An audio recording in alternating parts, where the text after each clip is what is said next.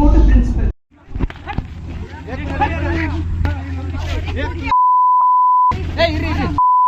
ಬೆಂಗಳೂರು ಗ್ರಾಮಾಂತರ ಜಿಲ್ಲೆಯ ನೆಲಮಂಗಲ ತಾಲೂಕಿನ ಸಿದ್ಧಾರ್ಥ ಮೆಡಿಕಲ್ ಕಾಲೇಜಿನಲ್ಲಿ ಗಂಭೀರ ಘಟನೆ ನಡೆದಿದೆ.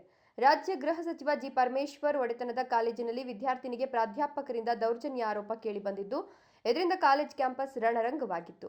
ನೆಲಮಂಗಲ ತಾಲೂಕಿನ ಟಿ ಬೇಗೂರಿನ ಸಿದ್ಧಾರ್ಥ ಮೆಡಿಕಲ್ ಕಾಲೇಜಿನಲ್ಲಿ ಅಬ್ದುಲ್ ಎಂಬ ಪ್ರಾಧ್ಯಾಪಕ ಕ್ಲಾಸ್ ರೂಮ್ನಲ್ಲೇ ವಿದ್ಯಾರ್ಥಿನಿಗೆ ಚಾಕೊಲೇಟ್ ನೀಡಿ ಪ್ರಪೋಸ್ ಮಾಡಲು ಯತ್ನಿಸಿದ್ದಾನೆ ಎಂಬ ಆರೋಪ ಕೇಳಿಬಂದಿದೆ.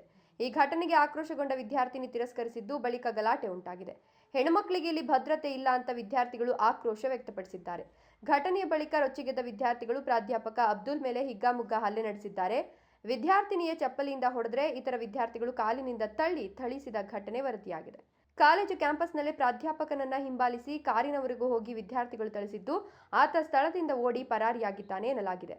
ಈ ಘಟನೆ ನೆಲಮಂಗಲ ಗ್ರಾಮಾಂತರ ಪೊಲೀಸ್ ಠಾಣಾ ವ್ಯಾಪ್ತಿಯಲ್ಲಿ ನಡೆದಿದೆ.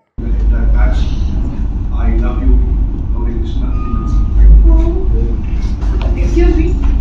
If you want to speak, you can go to principal. Entire batch will come with you. Yeah, you can come in front of the. How come you proposed to me? When did I propose? Why did you say? Did you say that I am a man? Excuse me. Did you say that? When did I propose? There is a CCTV image. Okay, show me that. Show me that. Okay, I'll talk to you tomorrow in brief. I don't want to talk. So.